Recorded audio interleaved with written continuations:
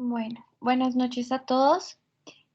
Agradecemos de parte de la Junta Directiva y de los neurorepresentantes de Neurobús su asistencia el día de hoy a una sesión de integraciones Brodmann del módulo de generalidades. Hoy nos acompaña el doctor Daniel Edmond. Él es neurólogo y hace parte del grupo de profesores de posgrado de neurología de la Universidad de La Sabana. Él pues está actualmente en el Hospital de Kennedy.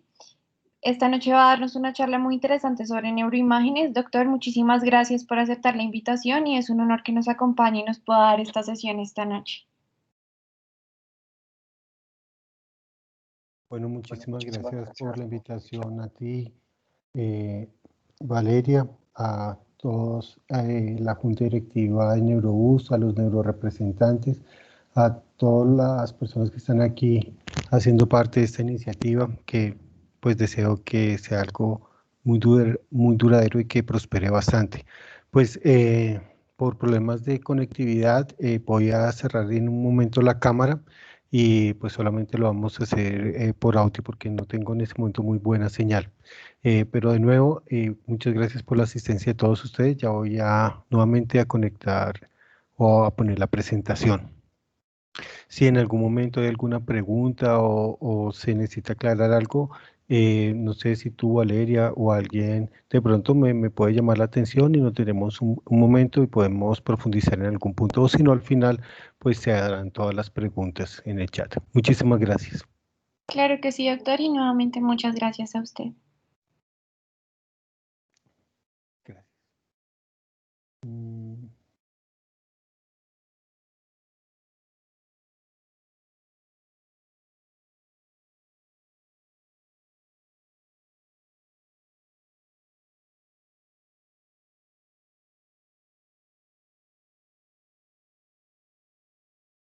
Estamos solucionando problemas técnicos. Un momento, por favor.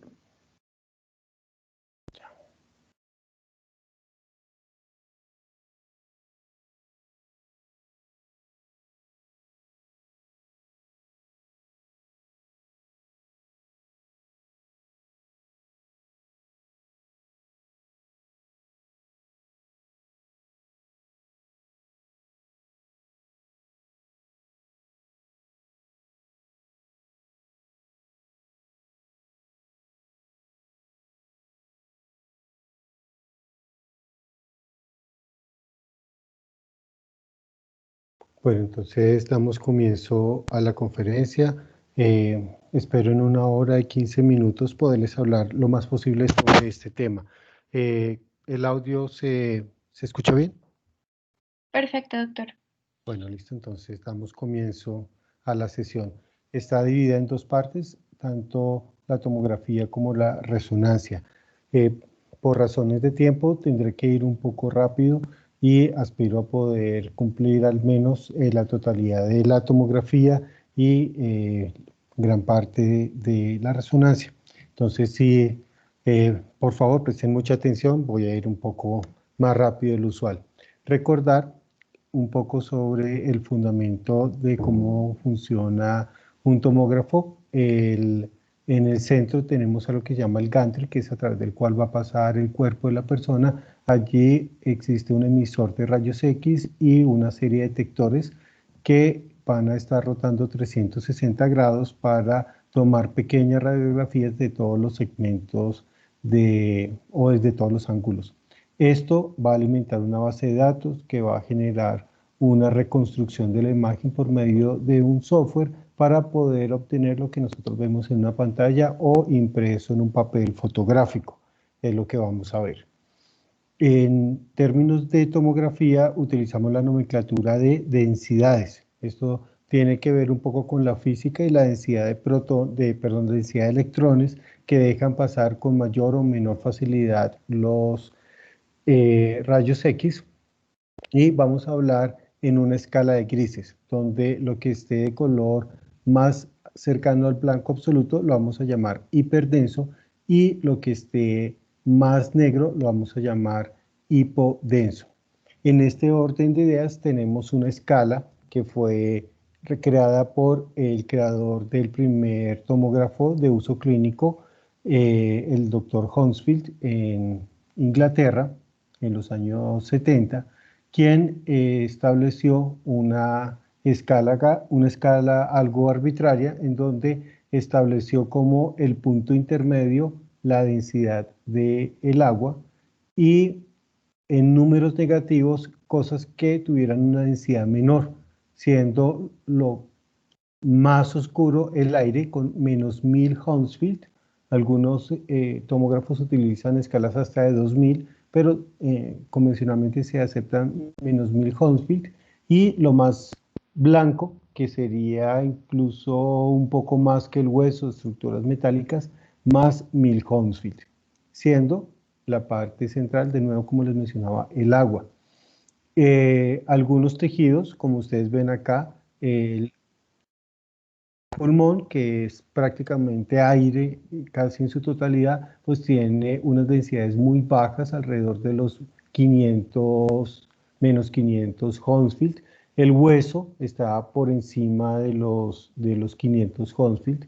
Y vamos a ver cómo el cerebro se va a mover en unas escalas muy características. Entonces tenemos el agua nuevamente, 0. La grasa tiene -100 Hounsfield. Una cosa bien interesante en cuanto a la facilidad con que pasan los rayos X. La grasa en tomografía se ve mucho más negra, mucho más oscura, es mucho más hipodensa de lo que es el líquido cefalorraquídeo, que tiene 15 unidades Hounsfield, un poco más que el agua por la cantidad de proteínas que contiene en su interior. La sustancia blanca tiene entre 20 y 30 Hounsfield, es mucho más oscura que la sustancia gris. Esto se debe a la mielina. La mielina es una molécula que tiene grasa y por consiguiente tiende a tener una densidad muy baja. Por eso siempre en tomografía esperamos encontrar que la sustancia blanca se vea más oscura que la sustancia gris. La sangre la vamos a encontrar en este rango alrededor de 60, 70 unidades Hounsfield, y el hueso se acerca a 1000 Hounsfield, está por encima de los 500, entre los 500 y los 1000. Entonces vemos acá en un segmento de una tomografía las diferentes densidades. Tenemos el líquido cefalorraquídeo muy hipodenso. En esta escala, pues de todas maneras se establece que el gris, que se parece al parenquima cerebral, se va a llamar isodenso, y el hueso va a tener una densidad mucho mayor, que se denomina hiperdenso. Ustedes ven por fuera del hueso, acá algo más negro, que lo ven también en este. ¿Ven mi cursor? Sí, doctor, sí se ve. Bueno, en donde estoy señalando es una hipodensidad muy cercana a la del aire, en este caso, que corresponde a la grasa del cuero cabelludo. Es esto que está rodeando el hueso en su totalidad. De acuerdo al tejido que podemos estar estudiando, vamos a tener que utilizar diferentes ventanas. ¿Y qué es lo que hacemos con las ventanas? El cerebro humano no puede ver 2000 variedades de gris. El ojo humano no tiene esa capacidad. Entonces, si queremos determinar diferencias entre los tejidos, nos toca restringir esta escala de grises. Entonces, si nosotros queremos ver el pulmón, vamos a correr toda la ventana hacia el lado más hipodenso, de tal manera que en el pulmón, por ejemplo, lo que se ve hiperdenso, eh, no, incluso puedes tener una densidad mucho menor que la del agua, porque hemos ventaneado, hemos restringido la ventana de todos los grises de -1000 a +1000, y nos hemos ido hacia el segmento y nos vamos a mover siempre alrededor de -500, de tal manera que si algo tiene -300 unidades Hounsfield, en la ventana para el pulmón se va a ver de un color como blanco, y ya el aire pues se va a ver -1000 Hounsfield. Otro tanto puede ocurrir si nos queremos centrar en las estructuras óseas. Aquí en este caso, entonces, vamos a tener que correr la ventana hacia el lado de la hiperdensidad para poder ver mejor el hueso. Por eso en tomografía tenemos del cráneo, podemos tener una ventana específica para el parénquima cerebral y una ventana diferente para el hueso, porque estamos corriendo esta escala. Y para lo que nos va a servir en este momento, el resto de la charla, vamos a estar moviéndonos aproximadamente en una escala que va entre -100, que sería lo que corresponde a la grasa, hasta +100, que es lo que está acercándose a la densidad de hueso. Por eso aquí la sangre, que tiene 60 o 70, como vamos a ver más adelante, en algunos puntos puede llegar a parecerse mucho la densidad del hueso, aunque si escogiéramos la escala completa de los 1000 Hounsfield, pues estarían muy lejanas en la tonalidad de grises, pero como restringimos la ventana, se van a acercar bastante. También explica por qué da igual tener, cuando hacemos la ventana para el parénquima cerebral, da igual tener -100 Hounsfield que tener -1000 Hounsfield. Se va a ver igual de negro, porque lo mismo, nuestra escala artificialmente hemos acercado el -100 a una tonalidad muy negra. Es por eso que vamos a ver que en la tomografía convencional la grasa va a tener un negro muy parecido al del aire, pero esto es algo completamente artificial por la ventana que hemos seleccionado. Ya terminado esta primera parte, pues vamos a hablar ahora brevemente de la anatomía del cerebro, porque ciertos reparos anatómicos nos van a servir para diferenciar las diferentes estructuras anatómicas. Me refiero a la cisura lateral o de Silvio, que nos va a separar el lóbulo temporal del lóbulo frontal y parietal que está por encima de ella. Y tenemos la cisura de Rolando, cisura central, que va a separar al lóbulo frontal del lóbulo parietal.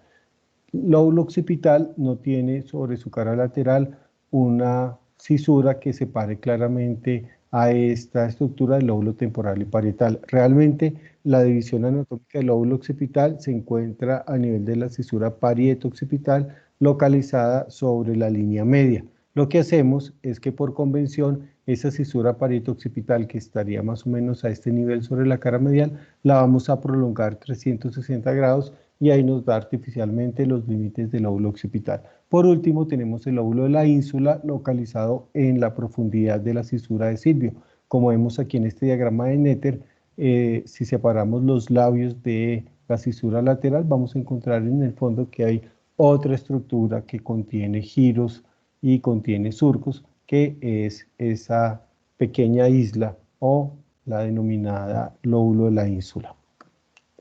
También no olvidar que en el interior del cerebro vamos a tener otro tipo de estructuras como son los ventrículos, que vamos a tenerlos llenos de líquido cefalorraquídeo, un líquido que, como recuerdan ustedes, tienen una densidad de +15 Hounsfield, se va a ver negro normalmente. Y tenemos aquí también dibujadas las estructuras venosas, de las cuales hablaremos en su momento.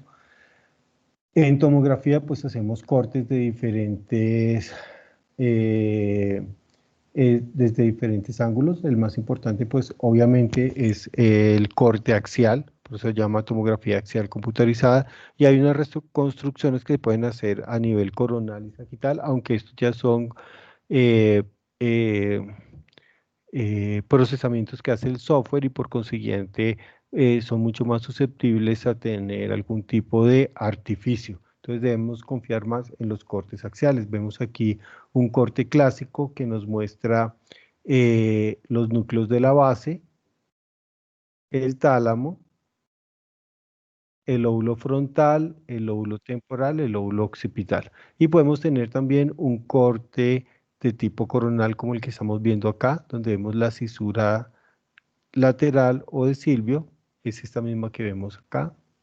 Y por encima vamos a encontrar, por el punto en donde se hizo el corte, tenemos por encima el lóbulo parietal. Si se hubiera hecho un poco más adelante, pues veríamos el lóbulo frontal. Por debajo de la cisura de Silvio nos vamos a encontrar con el lóbulo temporal. Algo interesante acá, en la profundidad del lóbulo temporal hay una pequeña estructura escondida que se denomina el hipocampo, una estructura muy importante para la memoria y que se afecta específicamente o especialmente en enfermedades degenerativas como la enfermedad de Alzheimer, o también es una fuente de crisis epilépticas, una entidad denominada la esclerosis mesial temporal. Aquí vemos en detalle esa parte escondida del lóbulo temporal que corresponde al hipocampo. Entonces ya en los cortes Vamos a hacer algunos de los más representativos, no vamos a pasar por todos los cortes, debido a que pues, el tiempo es corto. Tenemos que en este primero que vamos a encontrar bien arriba, cerca al vértex, vemos las diferentes partes de nuestro cerebro, pero quiero hacer un énfasis aquí. En este primer corte vamos a buscar aquel surco. Reconocemos que es un surco, contiene líquido cefalorraquídeo en su interior. Recuerden, el espacio subaracnoideo se va a ver de color negro, y el surco que esté más aproximado a la línea media o que más se acerque a la línea media va a corresponder a el surco central o surco o cisura de Rolando. Mencionar que cisura y surco son dos estructuras, digamos que tienen cierta similitud. Una cisura es un surco muy, muy profundo. ¿Qué surcos son tan profundos como para poderse llamar cisuras? La cisura lateral o de Silvio, la cisura central o de Rolando, la cisura interhemisférica, la cisura parieto-occipital, son las más importantes, y la cisura calcarina. Tenemos entonces la cisura central o de Rolando, lo cual, si la persona está mirando hacia arriba, pues nos va a indicar que hacia arriba vamos a tener el lóbulo frontal y hacia abajo vamos a tener al lóbulo parietal. Estas son las dos estructuras que separa la cisura de Rolando. Si ustedes miran en detalle, se van a dar cuenta que hay ciertas sutilezas en la escala de grises a este nivel. Tenemos un gris como claro, bordeando las circunvoluciones. Esto corresponde a la corteza. Y en el centro vemos algo un poquito más oscuro que corresponde a la sustancia blanca subcortical. Sobre la línea media, vamos a ver más adelante, tenemos la cisura interhemisférica, y en la cisura interhemisférica se encuentra al lado del cerebro. A veces se calcifica y se va a ver de color blanco, como lo estamos viendo acá. Si nos vamos un poco afuera, pues vamos a ver el cráneo, y si vamos un poco más afuera, vemos el cuero cabelludo, que se ve aquí de color negro, seda hipodenso. Bajamos varios cortes y nos vamos a encontrar con esta estructura que son la parte más superior de los ventrículos laterales. Vemos la diferenciación entre la sustancia blanca, que se ve aquí más oscura, más hipodensa, y la corteza o sustancia gris, que se ve de un gris un poco más claro. Si nos vamos un poco hacia atrás, es decir, hacia abajo, recuerden que la persona por convención está mirando hacia arriba, vemos aquí otra cisura. Esta cisura es la cisura parieto-occipital. Quiere decir que esto corresponde al lóbulo occipital. Esto va a corresponder al lóbulo parietal y esto va a corresponder al lóbulo frontal. Este corte pasa justo por los núcleos de la base. En tomografía toca imaginárselos un poco, no se ven tan claros como por ejemplo en una resonancia, en un diagrama. Si nos vamos sobre la línea media, pues vamos a encontrar acá la cisura interhemisférica con lados del cerebro un poco calcificada. Nos vamos a ir un poco más atrás y vamos a encontrar el cuerpo calloso. Aquí está la rodilla, el cuerpo calloso.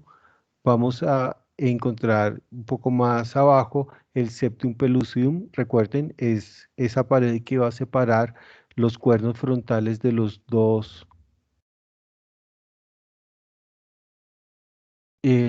perdón, que se me fue un poco aquí el sonido. Em, los cuernos frontales de los ventrículos laterales, que los tenemos acá. Un poco más atrás en la línea media nos vamos a encontrar con el tercer ventrículo. Detrás del tercer ventrículo nos vamos a encontrar esta estructura calcificada que se denomina la glándula pineal, que si ustedes recuerdan hace parte de la epífisis, eh, y hace parte del diencéfalo. Al lado y lado del tercer ventrículo vamos a encontrar una estructura en forma ovoide que corresponde al tálamo. Son estas que estoy señalando en este momento. De tal manera que ubicar el tálamo es relativamente fácil. Tú buscas el tercer ventrículo y los que están al lado y lado, esos son los tálamos. Aquí por la línea media vamos a seguir otra vez hacia la cisura interhemisférica. Aquí hay una zona de cisternas, no nos podemos detener mucho en las cisternas, el tiempo corre. Y tenemos la parte posterior de los ventrículos laterales, específicamente esta se llama el área del atrio. en donde vamos a encontrar también plejos coroideos calcificados. Asimismo, si nos vamos un poco hacia los lados, nos vamos a encontrar al lado y lado del tálamo esta banda un poco más oscura, negra, que corresponde a la cápsula interna. Este es el brazo posterior de la cápsula interna y nos va a separar el tálamo, es esta de acá, la cápsula interna, en el diagrama de la izquierda, que nos va a separar el tálamo, que estoy señalando en este momento en el diagrama, de el núcleo lenticular. Estamos en el área de los núcleos basales. Y vemos aquí lateral, otro punto de reparo, la cisura de Silvio. Aquí, si tenemos la cisura de Silvio, vamos a tener por delante, aquí la voy a señalar, por delante vamos a tener el lóbulo frontal, por atrás vamos a tener el lóbulo temporal. En el momento en que aparezca la cisura de Silvio, ya podemos obviar al lóbulo parietal y vamos a mencionar solamente al lóbulo temporal.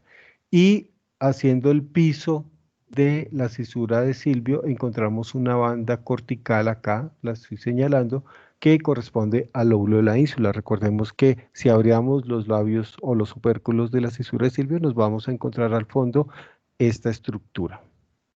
Y así tenemos la mayoría de los elementos importantes en este corte.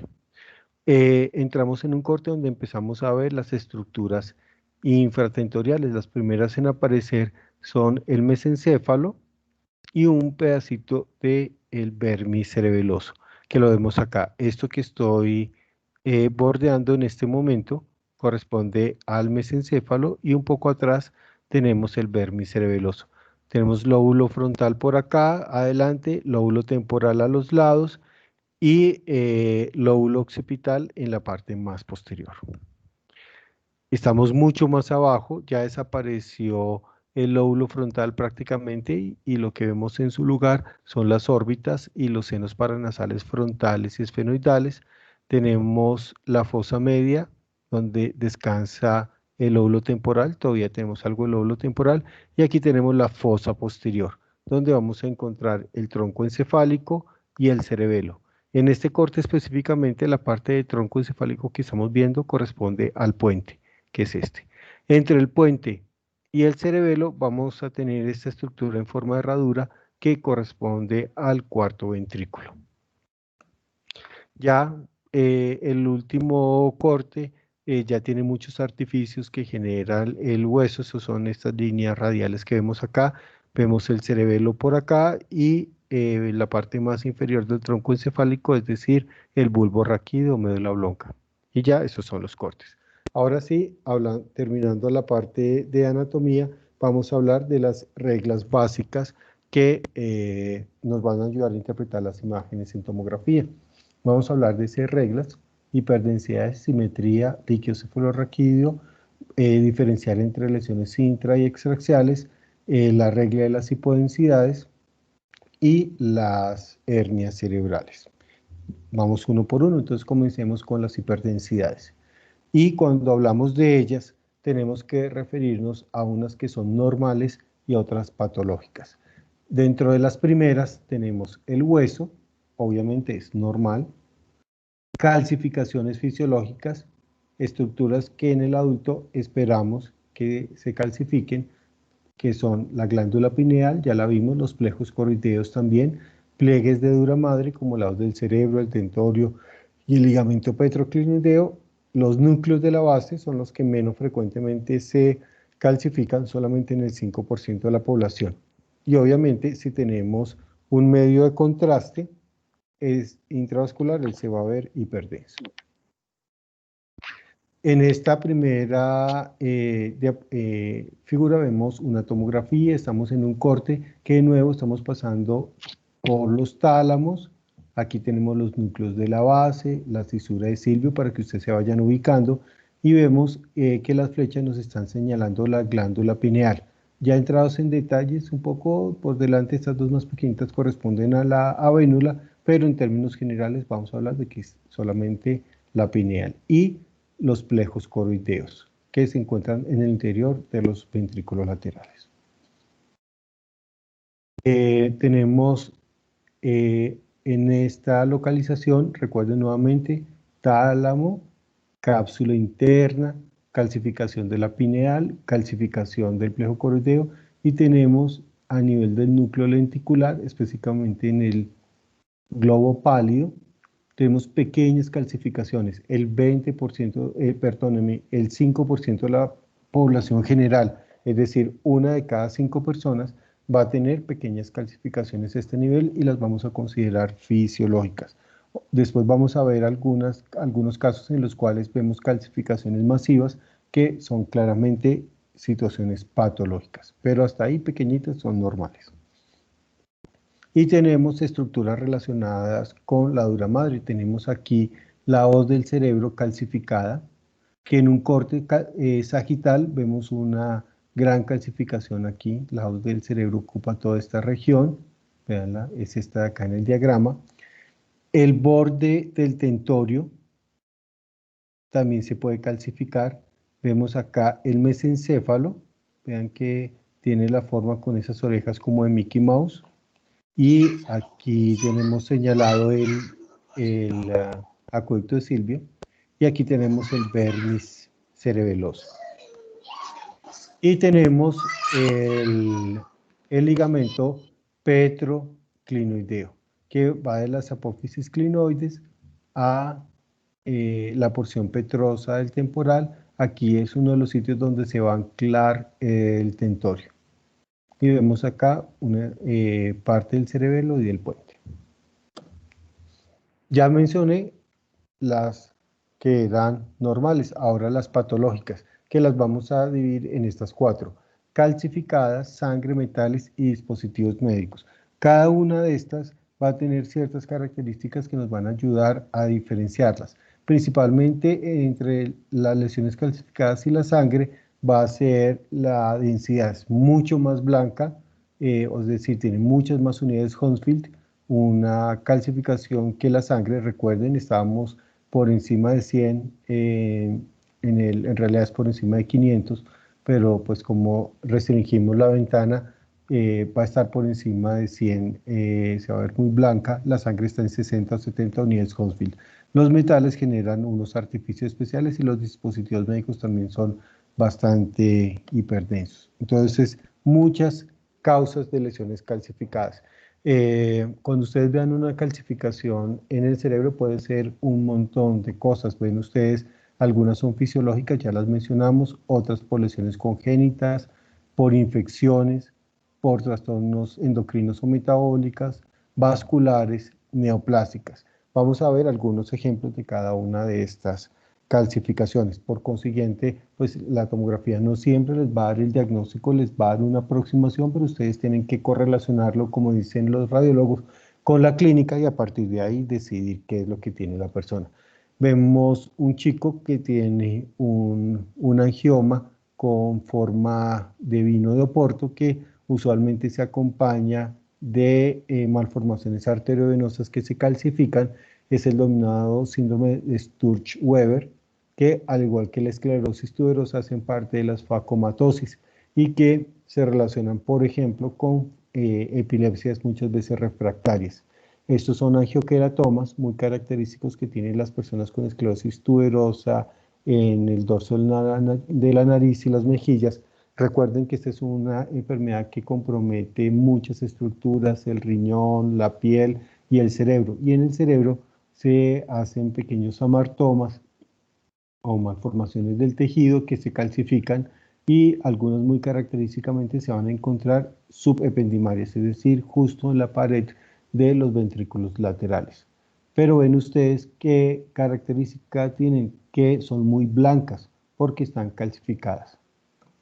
En pediatría a veces se ven estos casos, infecciones congénitas del espectro del Storch, en este caso un citomegalovirus, es la C de la sigla de Storch, que produce muchas cosas graves en el cerebro. Como ustedes ven, casi no tiene circunvoluciones, ya sé lo que denominamos una paquigiria o una lisencefalia.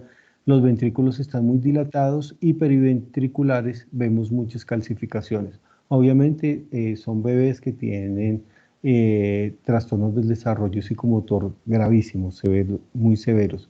La toxoplasmosis congénita también nos puede dar algunas calcificaciones puntiformes. Estos solamente son ejemplos. La rubiola congénita también puede hacer eso mismo. Entre las infecciones infecciosas clásicamente tenemos en nuestro medio, lamentablemente, esta infestación por Taenia solium, que es la neurocisticercosis. Esta pasa por varios estadios, el último de los cuales es la forma calcificada cuando el parásito ha muerto y el escólex se calcificó, se mineralizó. Entonces vemos aquí una infestación masiva. Todos estos fueron alguna vez tenia, tenias vivas o cisticercos que ya están muertos. De pronto acá vemos uno que de pronto podría todavía ser viable.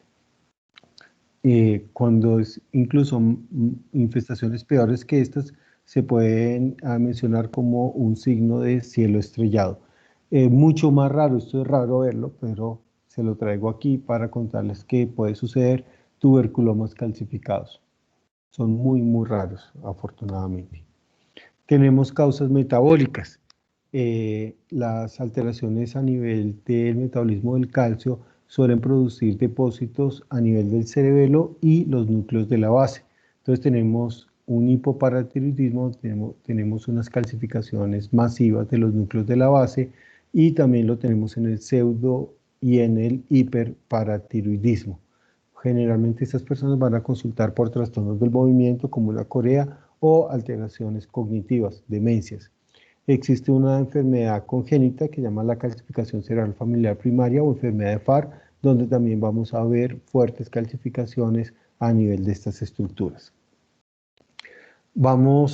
Todo esto que les estoy mostrando, pues tiene como característica especial que es muy blanco, están calcificadas. Aquí vemos las carótidas, la pared de las carótidas calcificadas. Esto ocurre porque, pues recuerden, las placas de ateroma se pueden calcificar eventualmente. Aquí a nivel de la arteria basilar y aquí a nivel de las arterias vertebrales cuando están entrando al cráneo.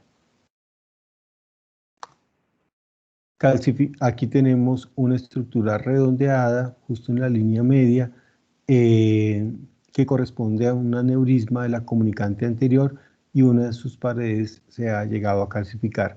Aquí vemos que este paciente probablemente tiene algún otro tipo de malformación vascular, porque aquí vemos una imagen hiperdensa, pero aprovecho para mostrar la diferencia. Ven ustedes que aquí hay una hiperdensidad, pero esta hiperdensidad es muchísimo menor a la que corresponde al hueso. Por consiguiente, esta hiperdensidad es sangre. Y ya lo veremos en las reglas de las hipodensidades. Aquí vemos una imagen muy hipodensa, que de una vez les voy aproximando. Las imágenes hipodensas muchas veces corresponden a que en ese lugar hay una mayor cantidad de agua, es decir, un edema. Y vamos a ver que existen varios tipos de edema. Con imágenes lo vamos a mirar. Una malformación arteriovenosa que ha tenido pequeños sangrados y se ha calcificado. Un angioma cavernoso. Como ven ustedes, pues es solamente con la imagen en tomografía, solamente decimos aquí hay una imagen anormal, pero muchas de ellas se pueden llegar a aparecer.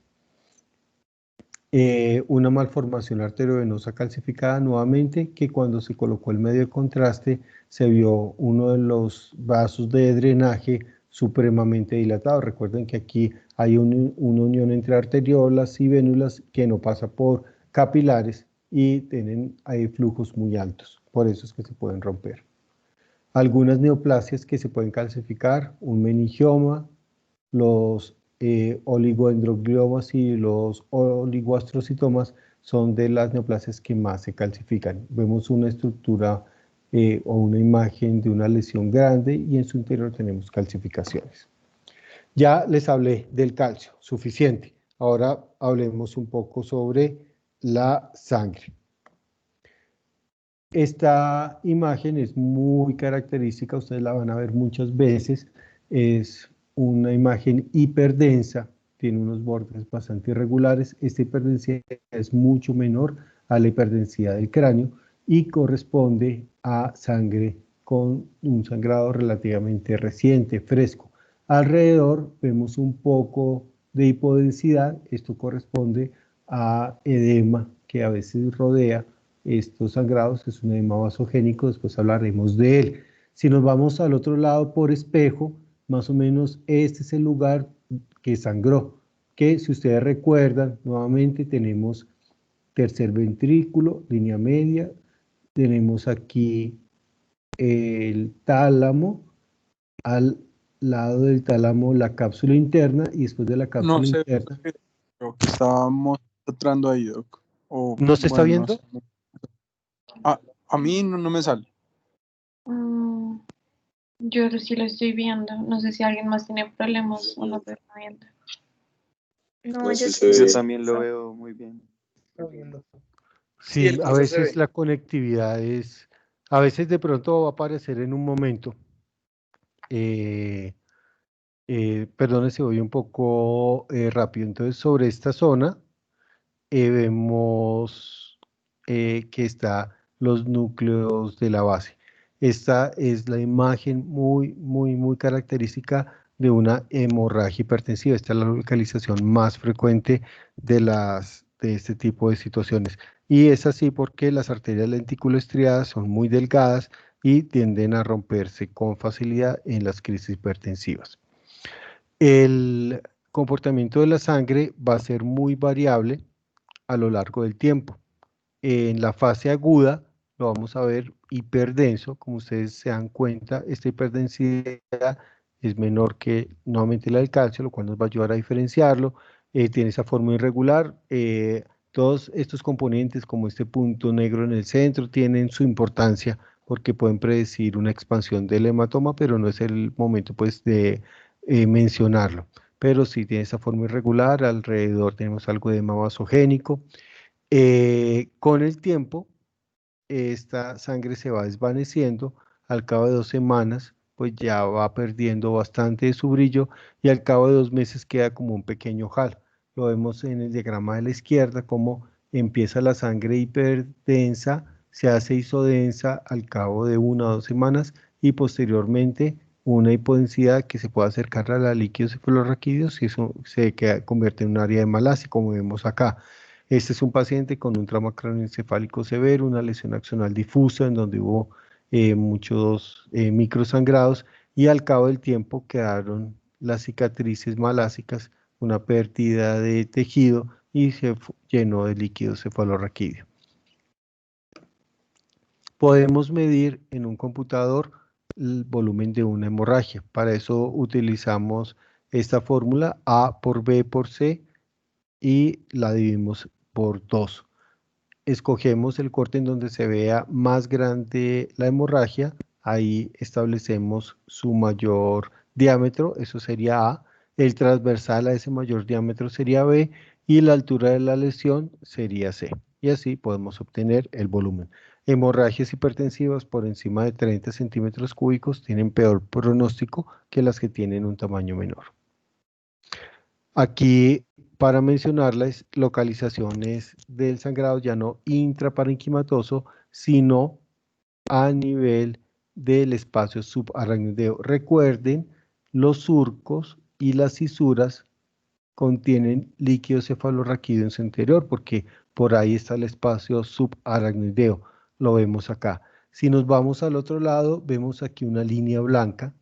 Es un sangrado dentro del surco, es una hemorragia subaracnoidea. Si ustedes ven en contexto toda la imagen, se dan cuenta que muy seguramente es una hemorragia subaracnoidea de origen traumático. ¿Por qué? Porque ustedes ven a este lado que hay un aumento en los tejidos de este lado, hay lo que denominamos un hematoma subgaleal, mi abuela le llama chichón, es todo esto acá, seguramente aquí hay una lesión, aquí fue el golpe y aquí tenemos una lesión de contragolpe que ha generado la hemorragia subaracnoidea. Aquí lo vemos con muchísimo más detalle, uno de los surcos que se llena de sangre, así como aparece en el diagrama de aquí arriba. Y en el caso de los aneurismas, generalmente se presenta esta hemorragia subaracnoideo secundario a la ruptura de un aneurisma en la base del cerebro, en los cortes más inferiores, porque usualmente los aneurismas están en la bifurcación de las grandes arterias. Está en la comunicante anterior, están en la comunicante posterior, en la primera bifurcación que tiene la cerebral media, y aquí es donde lo vamos a buscar. Esta corresponde a la cisterna supracelular o cisterna quiasmática, y ahí es donde solemos encontrar el sangrado. De paso, en esta imagen nos cuentan también que si llenamos el espacio subaracnoideo de sangre, pues no se va a poder reabsorber el líquido cefalorraquídeo a nivel de las vellosías aracnoideas, y ese líquido cefalorraquídeo entonces se va a ir acumulando, y a nivel de los pregos coloideos, todo ese líquido que se está formando no tiene por dónde salir y vamos a tener signos incipientes de hidrocefalia. Mencionábamos hace un momento la hemorragia hipertensiva, y aquí está la explicación por qué la localización predilecta son los núcleos de la base.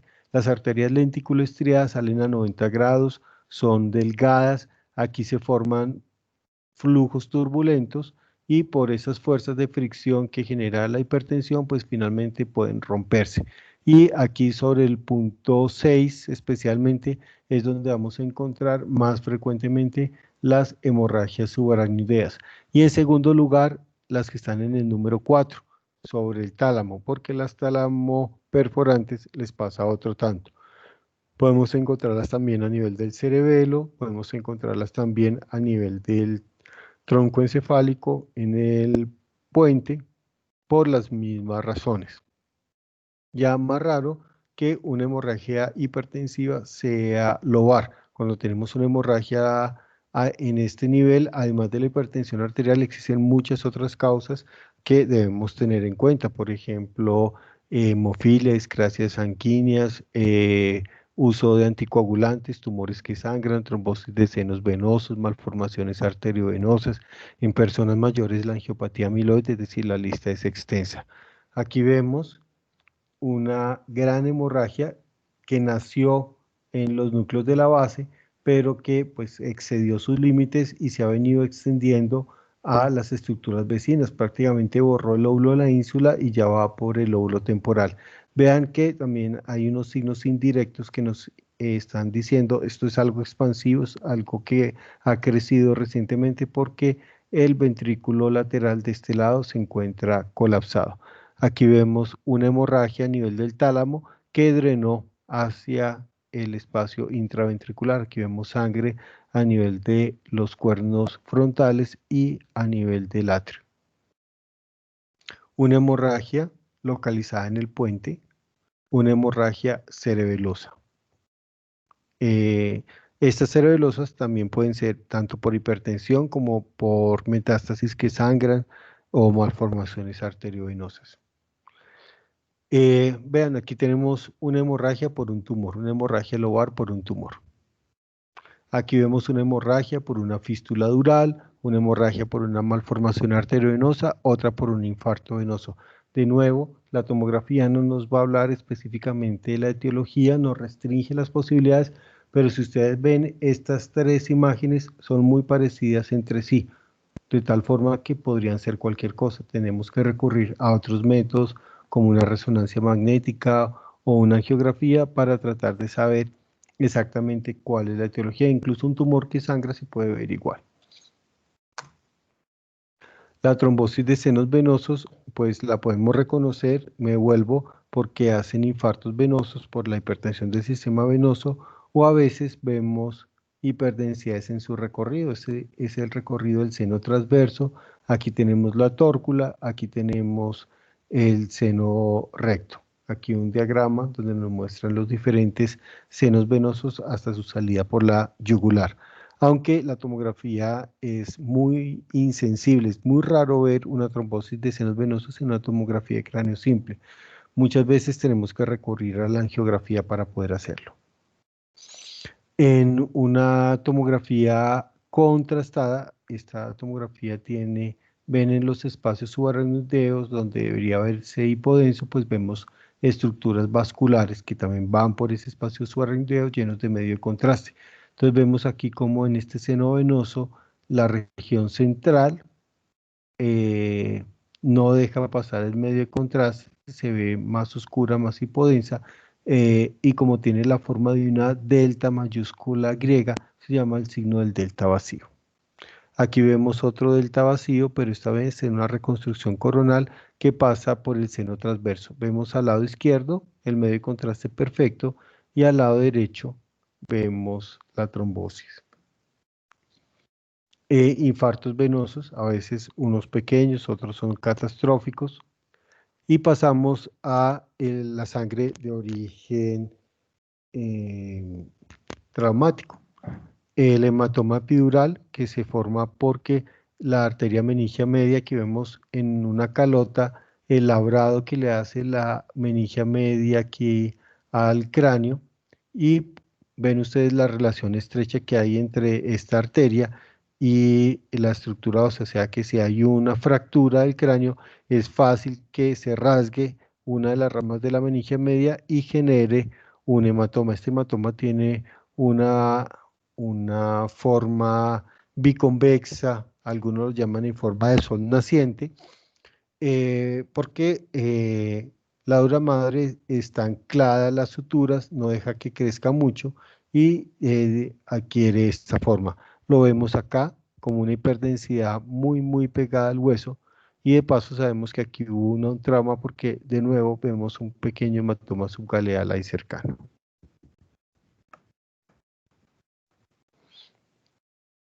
Por otro lado, los hematomas subdurales de media luna, aquí lo estamos viendo, están por debajo de la dura madre, o sea que ya no se limitan por los sitios de anclaje de ella. Y lo vemos acá, una gran hiperdensidad. ¿Por qué se forman estos hematomas subdurales?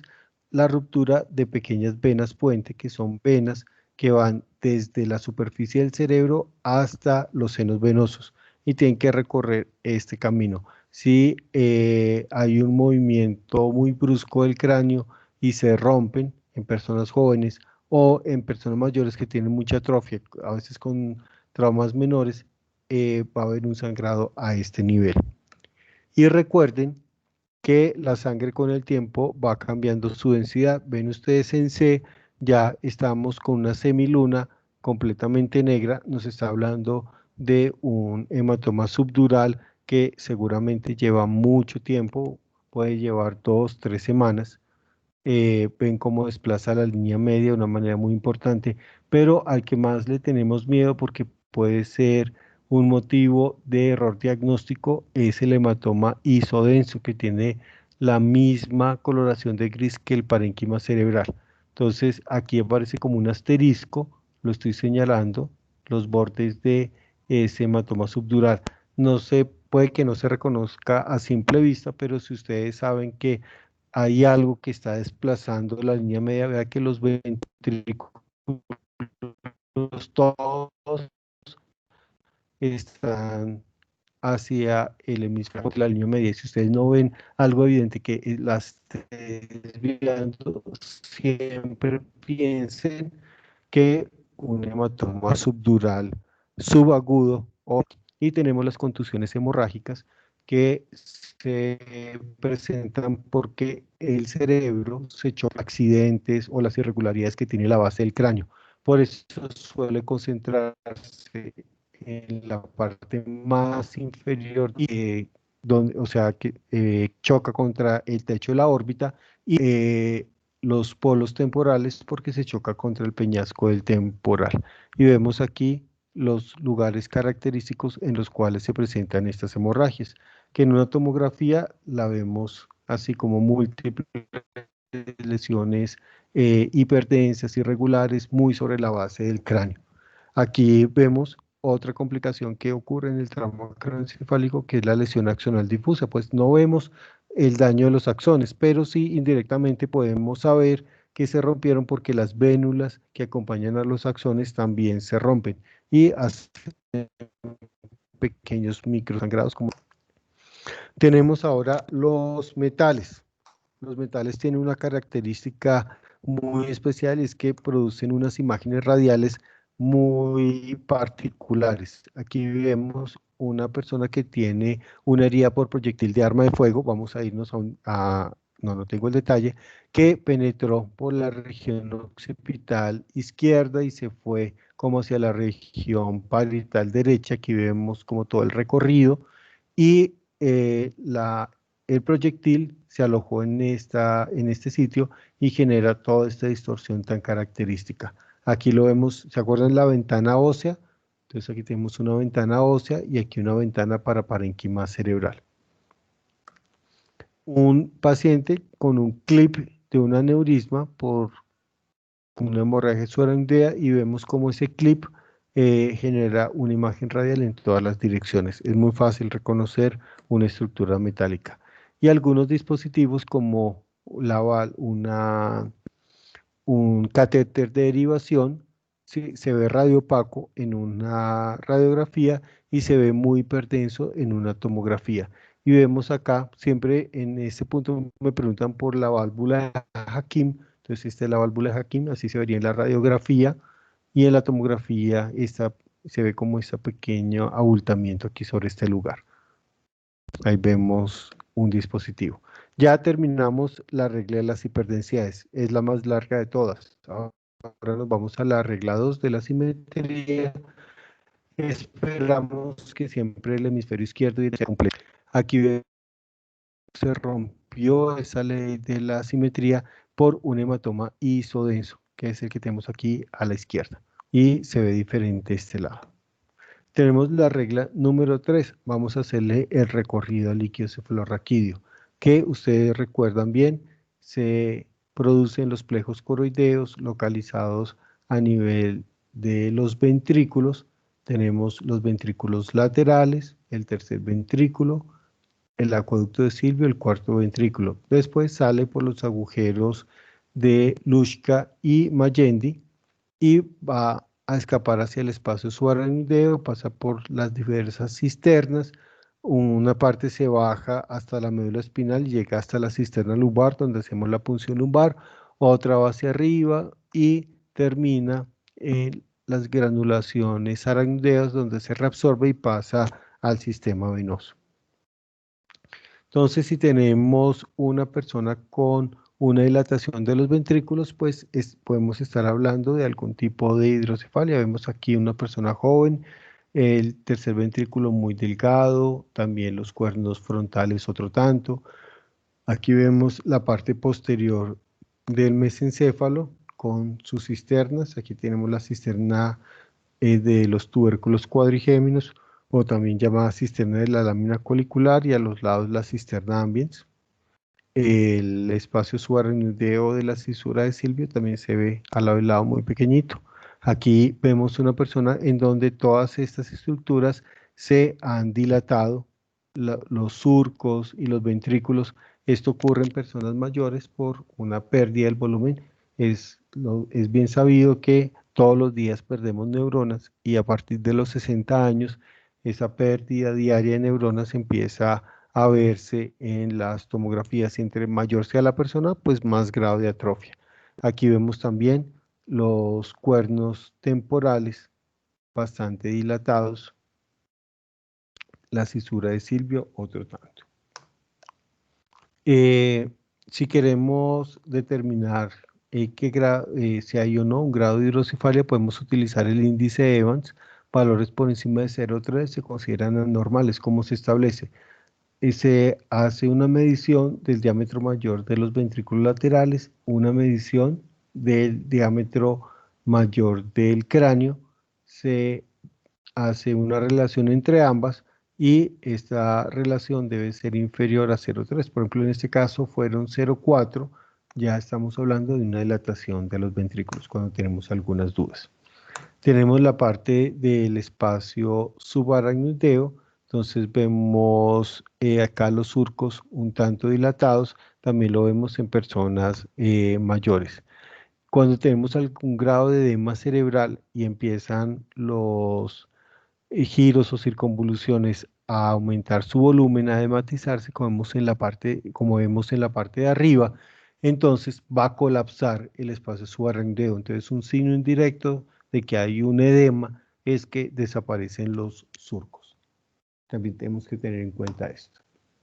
Entonces, algunos ejemplos de patologías que podemos ver relacionadas con el líquido cefalorraquídeo, algunas malformaciones congénitas en las cuales queda como una bolsa de líquido cefalorraquídeo atrapada. Esto se llama un quiste aracnoideo y nos da una imagen hipodensa. Esta localización en el polo temporal es muy característica. Aquí pasamos a la regla 4, la regla del neuroeje, y vemos que las lesiones pueden ser tanto intra como extraaxiales, es decir, dentro del parénquima cerebral o fuera de él. Aquí vemos, por ejemplo, una lesión intraparenquimatosa.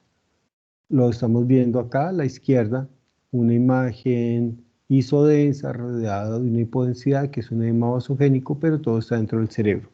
Y vemos acá un meningioma, una lesión extraaxial. No es tan claro cuando lo vemos en una tomografía simple, pero cuando colocamos medio de contraste que lo capte de manera homogénea, vemos que es algo que viene desde afuera y que está presionando extrínsecamente el cerebro. Tenemos la regla número 5. Yo les prometí que esto iba a ser como una maratón. Se llama la regla de las hipodensidades. ¿Y qué cosas son hipodensas? El aire y la grasa. Muy hipodensas. Son cosas que se ven poco. Aquí vemos muchas burbujas. El aire dentro de el parénquima cerebral ocurre en lesiones penetrantes por cirugías o por trauma, o por lesiones que han roto los senos paranasales y han migrado aire hacia el parénquima cerebral. Lo más frecuente es por trauma. Y vean ustedes la diferencia entre la densidad del líquido cefalorraquídeo, que habíamos dicho que era aproximadamente más 15 unidades Hounsfield, y tenemos la de el aire, que está por debajo de las 100 unidades Hounsfield, específicamente 1000 unidades Hounsfield. Y como artificialmente pareciera que la grasa del cuero cabelludo fuera tan negra como o tan hipodensa como el aire, pero se debe a la ventana que estamos seleccionando. A esto lo llamamos un neumoencéfalo. Les mencionaba lo de la grasa. Este es un lipoma que está bordeando el cuerpo calloso. Tenemos ahora los diferentes grados o los diferentes tipos de edema. Entonces vamos a hablar del edema transependimario que va a acompañar a la hidrocefalia. Vemos en el panel A una persona que tiene sus ventrículos de un tamaño normal. Vean el tercer ventrículo muy lineal. En B se ha empezado a dilatar. Vemos que el tercer ventrículo ya tiene forma como de gota y empieza a marcarse un poco el cuerno temporal de los ventrículos laterales. Igualmente se ve un poco dilatado el cuarto ventrículo. Aquí tenemos un grado mayor de edema, aquí una hemorragia del cerebelo que comprometió o que está comprimiendo el cuarto ventrículo. Vemos muy dilatado el tercer ventrículo y también los cuernos temporales. Y aquí ya un grado muy extremo, donde el tercer ventrículo es completamente redondo, igual muy abalonados todos los ventrículos, incluido el cuarto ventrículo. Un grado importante de hidrocefalia, y vea cómo está comprimiendo el cerebro y desaparecen los surcos. Ahora, a veces en esta hidrocefalia, en esta acumulación de líquido cefalorraquídeo, es tan fuerte la presión dentro del sistema ventricular que el líquido cefalorraquídeo escapa hacia el parénquima cerebral, se filtra a través de la lámina ependimaria. Por eso se llama un edema transependimario, y sale y se ven como hipodensidades alrededor de los ventrículos muy dilatados. Recuerden que como el agua se ve hipodensa, cada vez que tengamos edema lo vamos a reconocer como un área de hipodensidad. A esta persona le colocaron un catéter de derivación, siguen estando dilatados los ventrículos, pero ya no hay edema transependimario. A veces es mejor dejar un poco dilatados los ventrículos. Si de pronto las presiones que se manejan se dejan muy bajas y se drena demasiado líquido, pueden aparecer complicaciones, como por ejemplo en este caso, se drenó tanto que desaparecieron, colapsaron los, eh, eh, los ventrículos laterales. No vemos por ningún lado ventrículos laterales. O aquí la tracción fue tanta que se desprendió o se rompieron venas puentes y se desprendió el parénquima de la calota y se formó un hematoma subdural. Por eso hay que tener mucha precaución y los neurocirujanos pues tratan de mantener unas presiones en las cuales no se presenten este tipo de complicaciones. Ese era uno de los 3 tipos de edema de los cuales le quería hablar. Se llama un edema citotóxico, pero un edema transependimario. Ahora vamos a hablar del edema citotóxico, y es el que se presenta porque se muere la célula. Al morirse la célula, el sodio que abunda en el espacio extracelular, que es muy escaso en el intracelular, va a empezar a pasar por el gradiente de concentración. De hecho, esto sucede todo el tiempo. El sodio siempre se está metiendo en la célula, pero tenemos la bomba sodio-potasio TPasa que lo está sacando todo el tiempo. Si tenemos una muerte celular, ya no se produce energía y se detiene la bomba sodio-potasio TPasa, pues entonces el sodio va a poder entrar, va a aumentar la presión osmótica dentro de la célula, y al aumentar la presión osmótica, la célula pues va a chupar agua para equilibrar las presiones. Y es lo que sucede en este caso. Tenemos una persona que tuvo un infarto cerebral. Este edema citotóxico no ocurre de inmediato, empieza desde el momento mismo del infarto cerebral, se murieron todas las células y poco a poco se va entrando el agua dentro de las células y poco a poco se va viendo más hipodenso. El pico máximo de edema cerebral va a ocurrir al día 5 aproximadamente.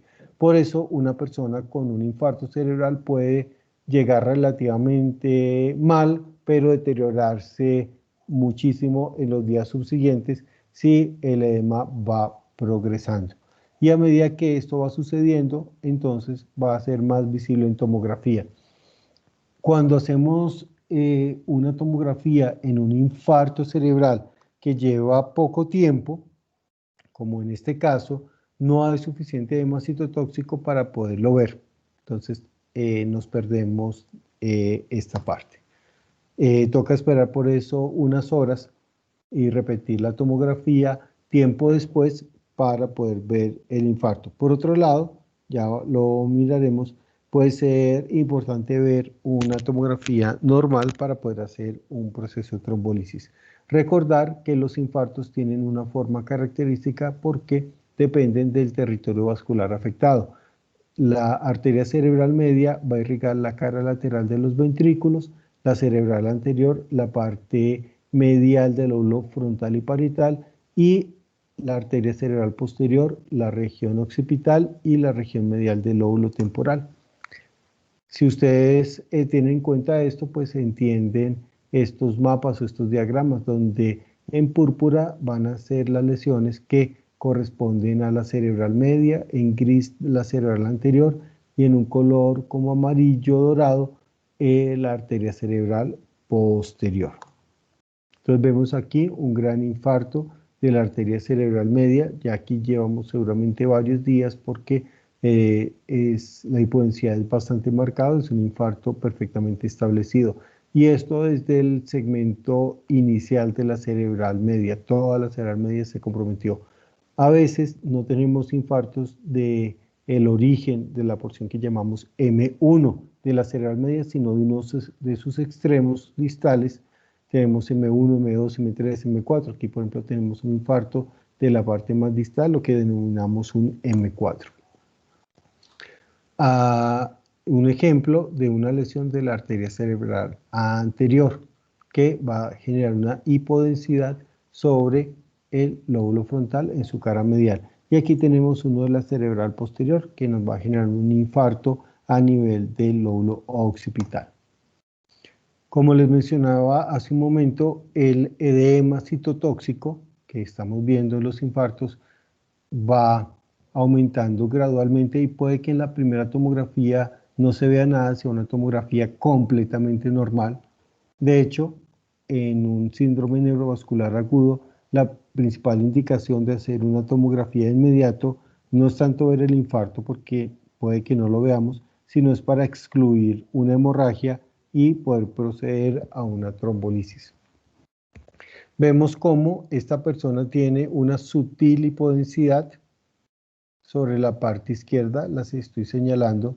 Vean este gris de acá y lo comparan con el gris ahora que estoy señalando a nivel de los núcleos de la base. Son dos tonalidades de gris diferentes. Al principio puede que cueste un poco de trabajo, pero al cabo del tiempo de estar viendo muchas tomografías, pues se van a ir acostumbrando a las escalas de grises y va a ser muy fácil verlos. Esta misma persona, muchas horas después, tiene una nueva tomografía en donde ya se ve un edema mucho más establecido, más efecto expansivo, ve aquí ya se comprometió más el cuerno frontal de ese lado y la hipodensidad es mucho mayor. Existe una escala que es la escala de Aspects con 10 puntos de interés, no nos vamos a detener mucho en ella, pero que nos ayuda a reconocer las diferentes áreas que se pueden comprometer agudamente o en esa primera tomografía de un infarto cerebral de la arteria cerebral media. Entonces, esta escala es 10 puntos y se van restando puntos si aparecen áreas de hipodensidad. Si es una sola área de hipodensidad, pues dará 9, como en este caso. Nos está señalando, vean que aquí hay una hipodensidad que no la vemos en el hemisferio derecho. Entonces, esto sería un aspecto de 9. Aquí vemos otras 3 áreas de interés y vemos cómo los surcos y la relación córtico-subcortical desapareció de este lado, entre las flechas, se ve todo un poco más oscuro. Esto sería un aspecto estaría entre 7 y 8. Para algunos observadores 7, para otros un aspecto de 8. Y de nuevo, la que habíamos visto al principio, tiene compromiso la ínsula, la I, tiene compromiso de lo que aparece a la izquierda como M1 a nivel frontal, tiene un compromiso de M2 a nivel temporal. Este sería un aspecto de 7, a algunas personas les parece que puede irse hasta el segmento M3 y corresponder a un aspecto de 6. Se acepta que haya una diferencia interobservador hasta de una unidad de Hounsfield. Aquí vemos una persona con una hipodensidad en los núcleos de la base, que no la tenemos aquí a este lado, también la calificaríamos como un aspecto de 9. Y otro hallazgo que eventualmente se puede presentar en esta primera tomografía es el signo de la cerebral media hiperdensa, donde un trombo en toda la porción inicial proximal M1 de la cerebral media, pues se visualiza de esta manera. Una indicación para trombectomía mecánica. Es difícil que una trombolisis logre disolver este trombo. Es necesario de un método invasivo.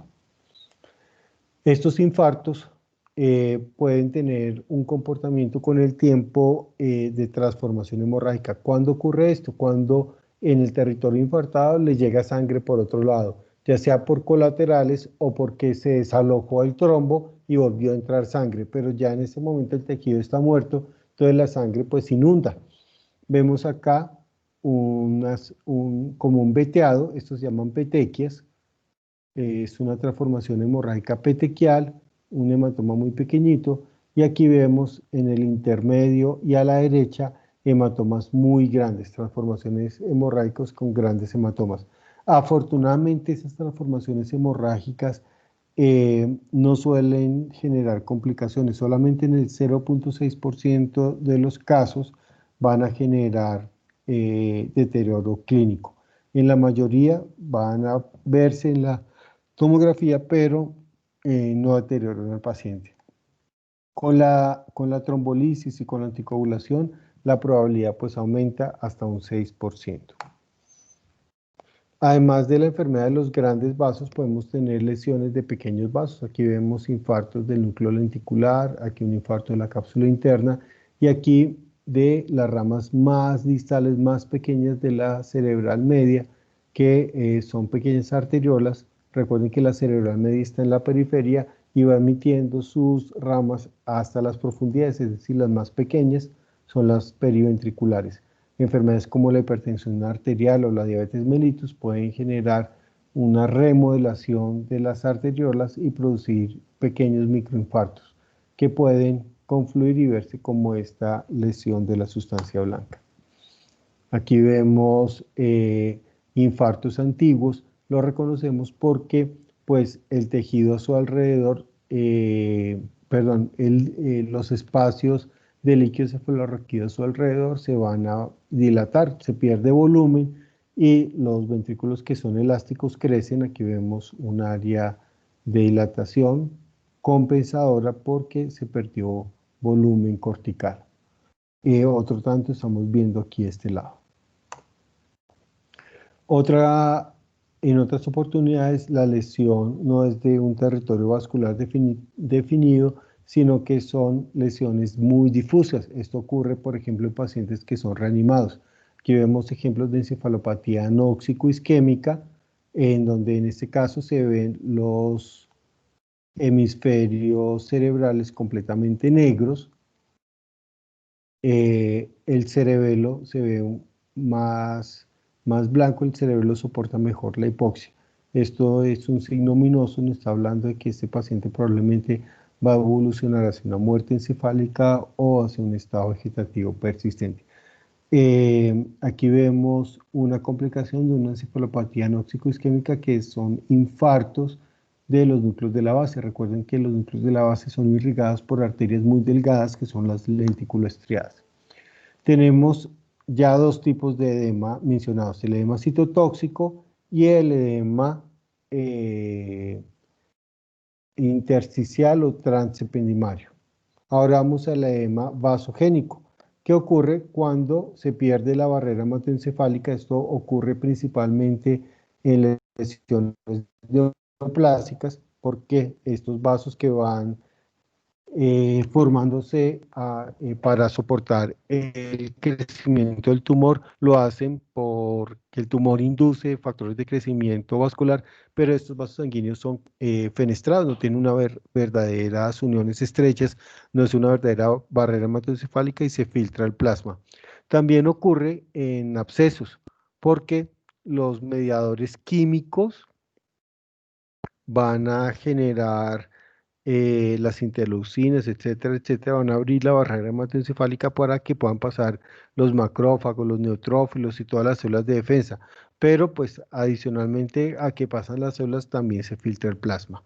Así que cuando tenemos lesiones expansivas, principalmente abscesos, un poco los hematomas y las neoplasias, vamos a encontrar alrededor este edema. Y en estas lesiones expansivas vamos a mirar la forma, la localización, qué tanto está generando compresión sobre estructuras cercanas, si hay o no edema perilesionar y cómo está captando el medio de contraste.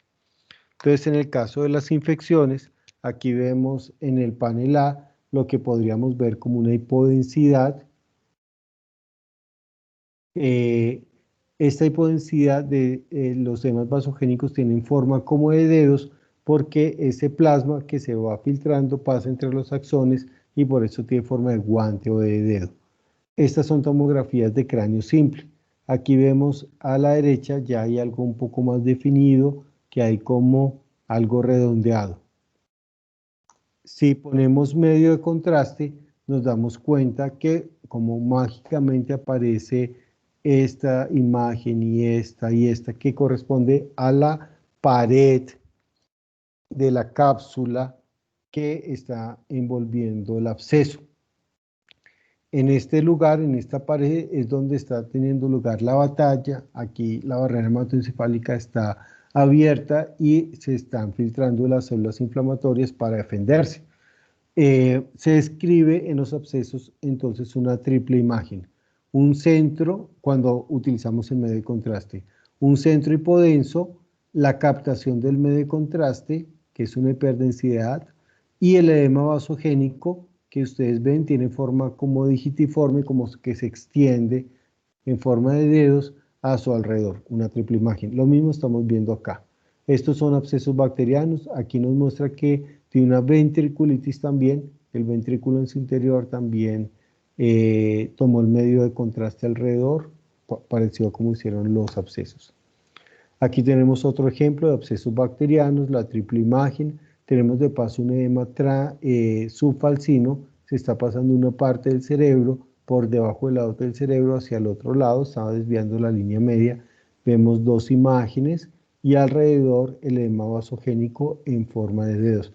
A veces ni siquiera se puede reconocer bien el absceso, pero tú sabes que hay algo ahí por el edema vasogénico.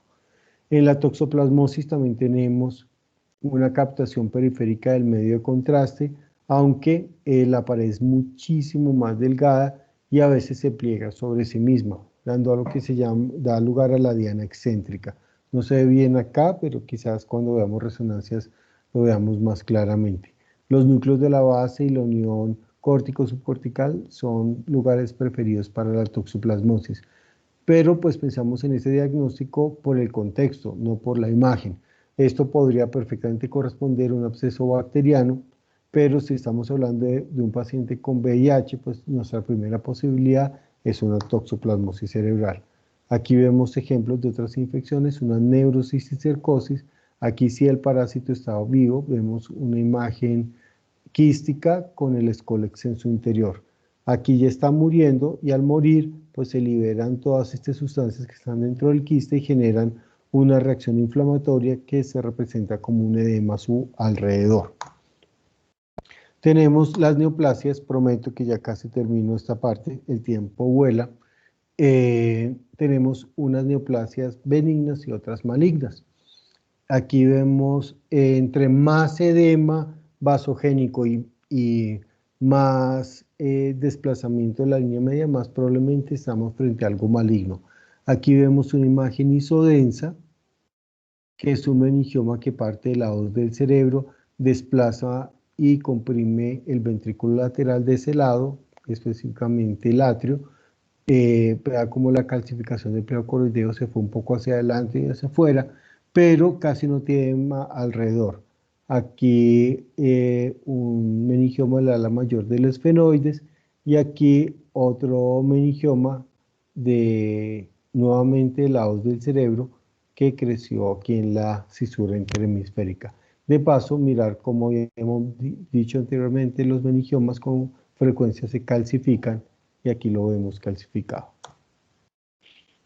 Ya en los gliomas, pues vemos que dependiendo del grado, vamos a tener diferentes grados de edema hacia alrededor. Aquí tenemos gliomas seguramente anaplásicos, ya con algún componente bastante maligno y vemos mucho edema a su alrededor. Y cuando colocamos medio de contraste, vemos por ejemplo a este lado que esto nos está indicando que es un tumor de muy alto crecimiento y que tiene áreas de necrosis en su interior. En cambio este probablemente tiene un crecimiento un poco más lento no tiene una forma tan irregular, pero de todas maneras vemos que tiene necrosis en su interior. Incluso algunos gliomas y algunas metástasis nos pueden engañar y hacernos pensar que son abscesos. Cuando vemos una imagen con un realce anular, probablemente le demos antibióticos durante 2 semanas, volvamos a repetir la imagen y si mejoró, pues sabemos que es algo infeccioso. Pero si está igual o empeoró, probablemente estamos frente a otra cosa. O un absceso por un microorganismo que nos estemos cubriendo, por ejemplo un hongo, o puede ser un absceso, no un absceso, sino una lesión neoplásica. Aquí otro ejemplo, vemos como este es un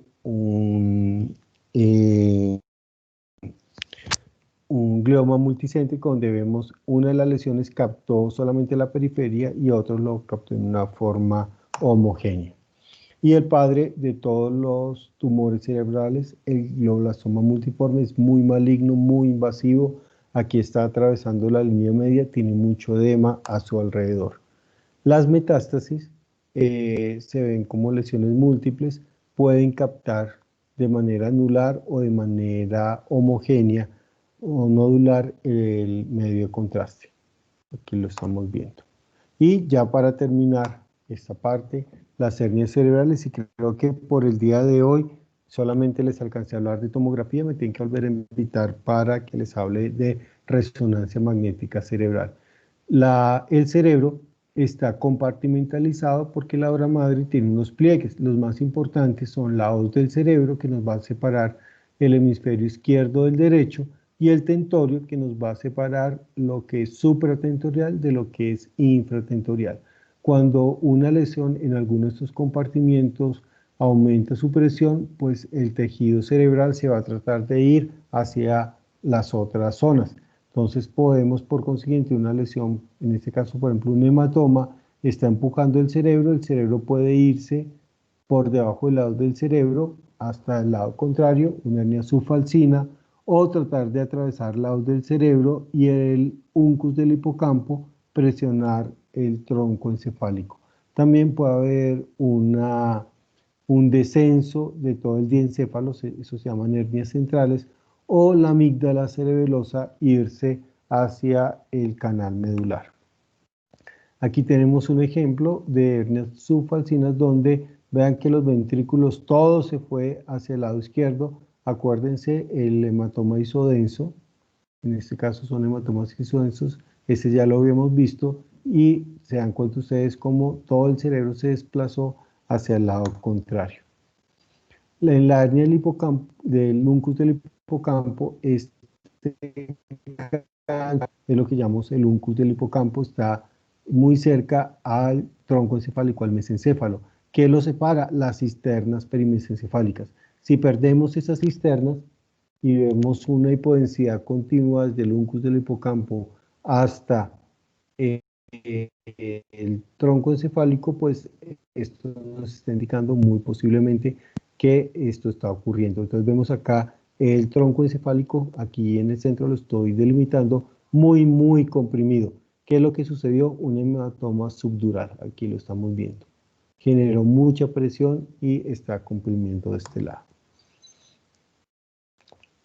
Son más difíciles de ver las hernias en una tomografía, las hernias de las amígdalas cerebelosas o las tonsilas, y lo que se ve es un descenso de la parte más inferior del cerebelo hacia el canal medular. Aquí lo que vemos normalmente, aquí tenemos la médula espinal, y alrededor de la médula espinal pues está el espacio subaracnoideo, aquí se perdió completamente.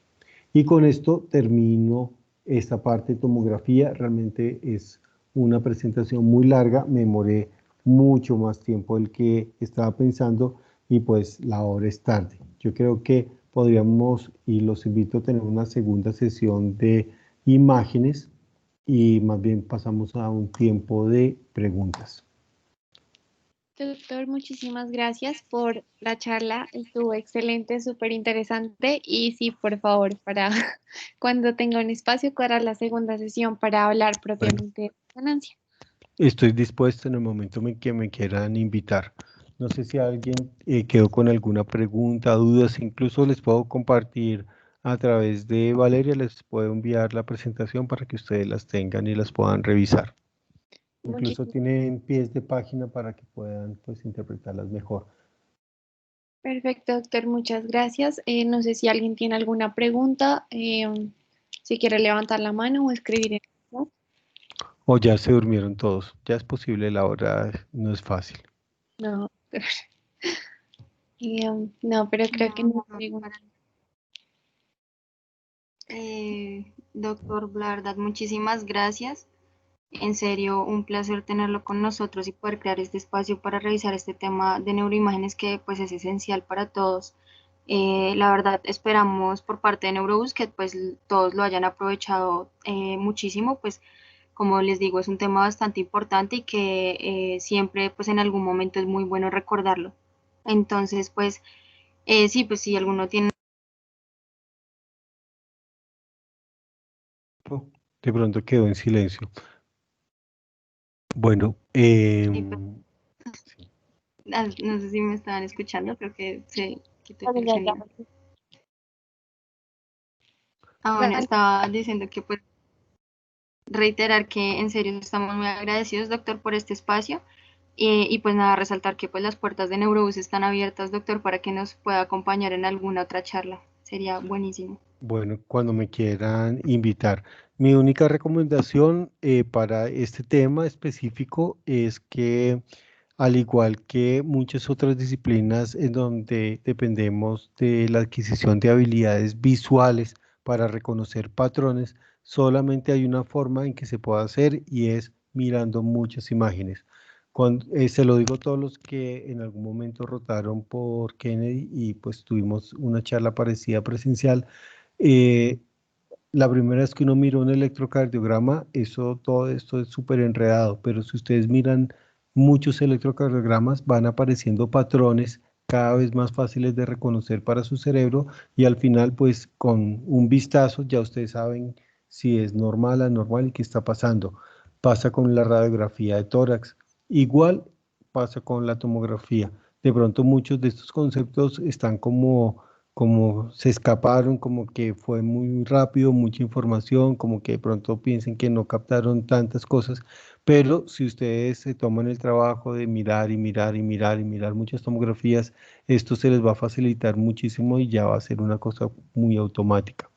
Yo les agradezco mucho que me hayan permitido pues acompañarlos esta noche, por su paciencia, porque veo que se mantuvieron hasta altas horas de la noche y bueno, reitero mis agradecimientos a toda la junta directiva de Neurobús, a los neurorepresentantes, etcétera, etcétera, a los asistentes.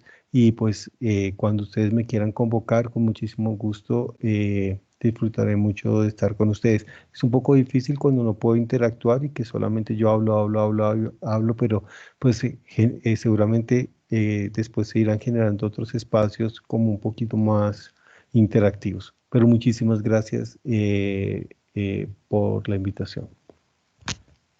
Muchísimas